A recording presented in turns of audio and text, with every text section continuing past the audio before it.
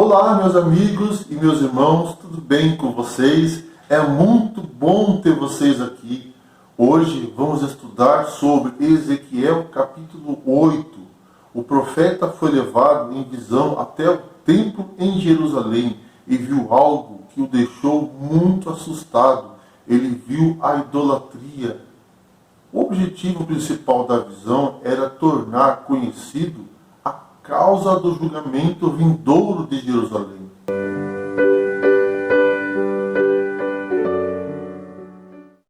Mas, antes de continuar, vamos orar. Bendito és tu, Senhor nosso Deus, Rei do Universo. Venha abençoar nosso estudo de hoje. Derrame seu Espírito Santo. É o que pedimos, em nome de Jesus. Amém.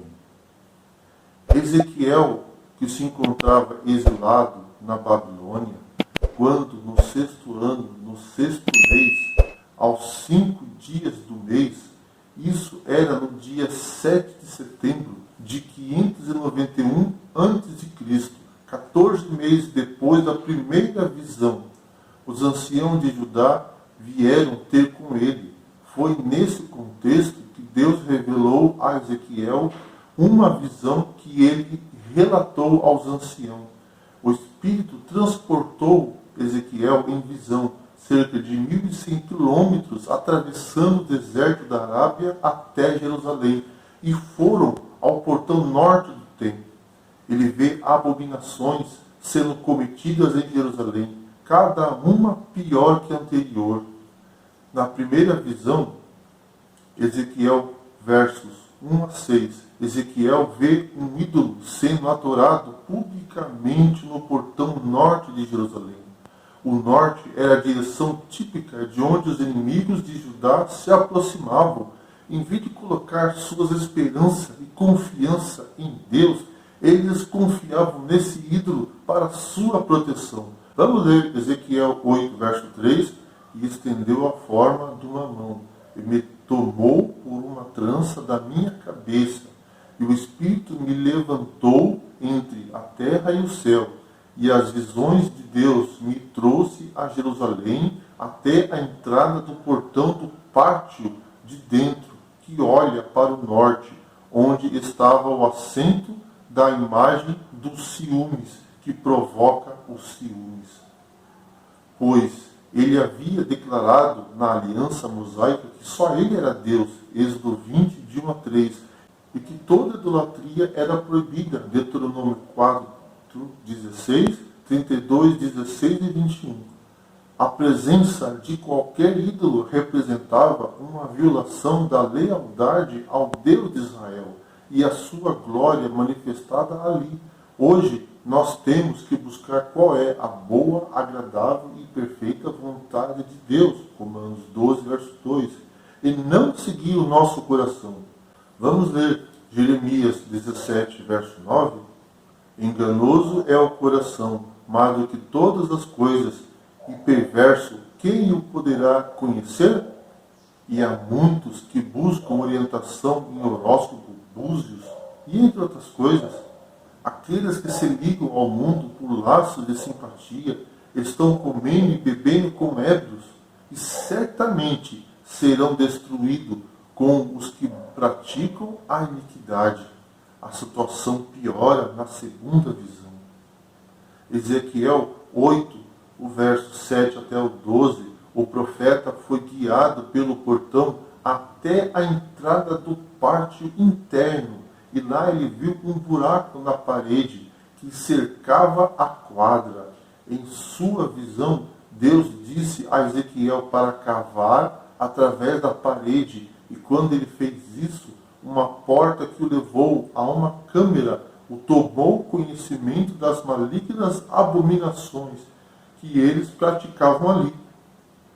Ezequiel viu 70 anciões, líderes do povo, incluindo Jazanias, filho de Safã, que estavam em pé com incensário diante dos retratos, aqueles que deviam ser os primeiros a dar o exemplo de santidade, líderes do povo, estavam num ritual secreto de idolatria, e esses líderes diziam que o Senhor havia abandonado o povo. pensavam que adorando imagens às escondidas no quarto deles, escaparia da atenção de Deus com esse tipo de racionalização.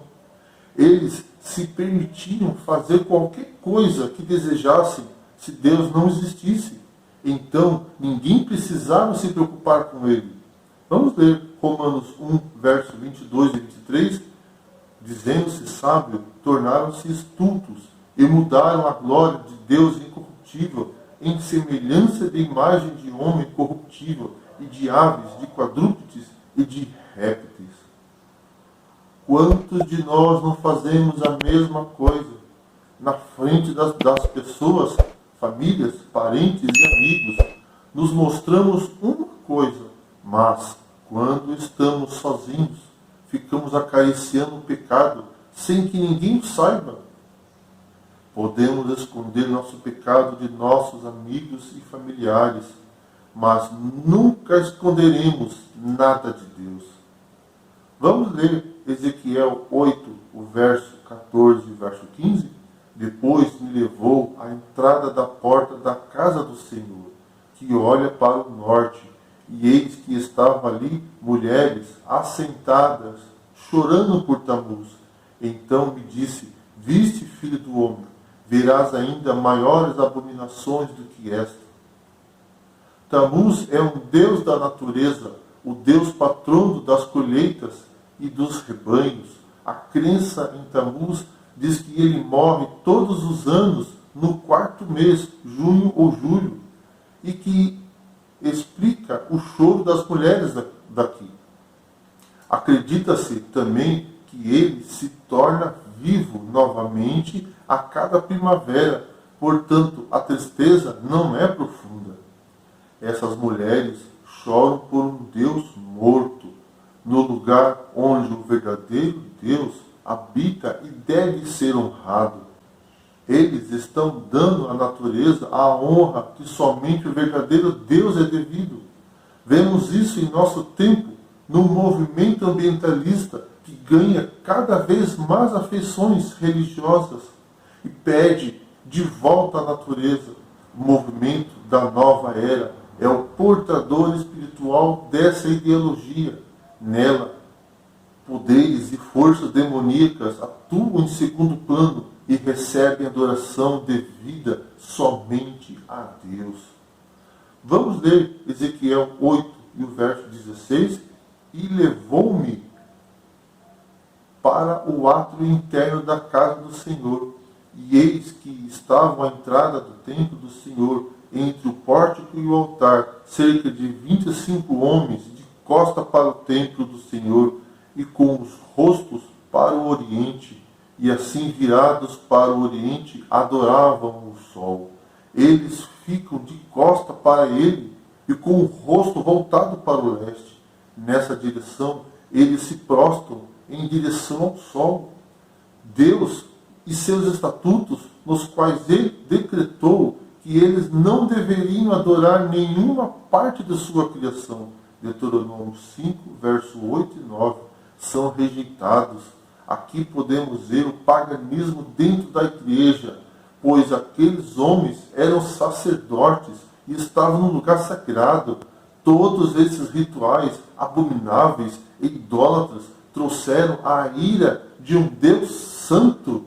Ele julgaria sem compaixão os líderes do povo de Deus, que deveria ser o exemplo de fé e santidade, que deveriam conduzir o povo até Jesus. Não estão fazendo isso. Vemos teoria da prosperidade, itens que dizem ser abençoados, ser vendido por altas quantias de dinheiro. As pessoas indo para a igreja atrás de revelação. E a Bíblia não está sendo ensinada. Vemos que o mundo está entrando na igreja. E podemos ver que falsas teorias são introduzidas dentro dela. A resistência de alguns do povo de Deus ao testemunho direto invocado pelo conselho da testemunha verdadeira. Vemos que Satanás iria destruir a credibilidade da voz profética em seu meio e criar ódio satânico contra os escritos desse profeta. A música muitas vezes é pervertida para servir a fins maus e assim se torna um dos poderes mais sedutores para a tentação. Muitos se têm tentado resolver os problemas da igreja semeando críticas e falhas reais ou imaginárias. Outros têm abandonado a fé. Vamos ler Ezequiel 9, de 1 a 2? Então me gritou os ouvidos com grande voz, dizendo: chegai, vós, os intendentes da cidade, cada um com suas armas destruidoras nas mãos. E eis que vinham 6 homens do caminho da porta superior, que olha para o norte, e cada um com sua arma de matança na mão, e entre eles um homem vestido de linho, com um tinteiro de escrivão à sua cintura. Entraram e se puseram junto ao altar de bronze. Agentes de juízo que no final dos tempos executarão a sentença, primeiramente sobre os que professam ser guardiões espirituais do povo, e depois sobre os ímpios. Entre esses homens tinha um, ele estava vestido de linho, que era a veste dos sacerdotes, e um estojo de escrevedor, e esse homem tinha uma única tarefa: marcar nas testas todas as pessoas que se entristeciam pela iniquidade prevalecente e que se mantinham afastados dela. Eram fiéis a Deus, o Senhor. Ezequiel 9, versículo 4. Ele apresenta um estreito paralelo com as visões de Apocalipse 7, 15 e 16.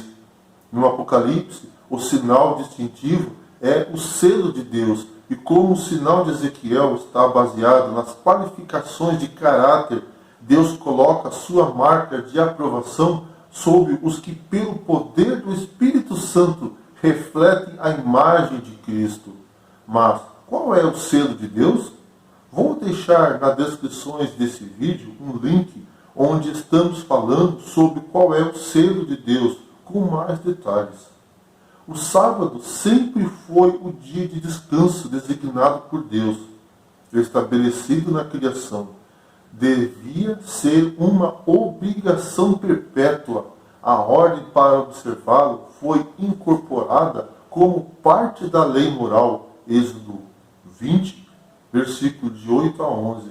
Nem Cristo, nem os apóstolos aboliram o sábado. A grande apostasia que surgiu após a marca dos apóstolos pretendeu substituí-lo por outro dia de repouso, o primeiro dia da semana.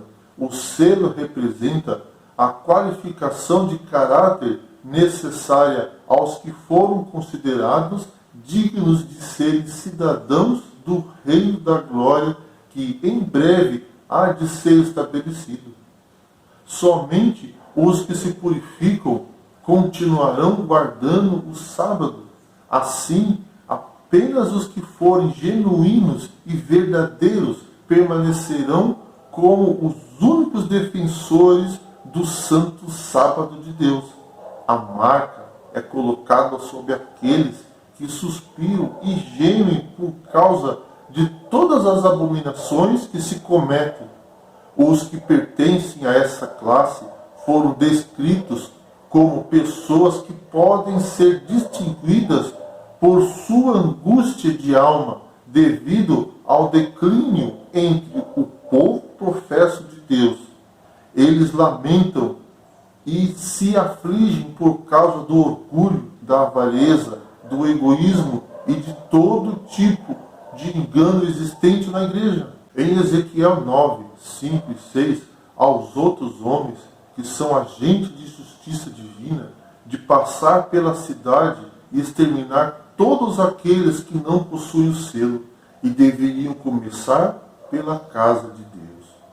Vamos ler 1 Pedro 4, o verso 17, porque já é tempo que comece o julgamento pela casa de Deus. E se começa por nós, qual será o fim daqueles que desobedecem ao Evangelho de Deus?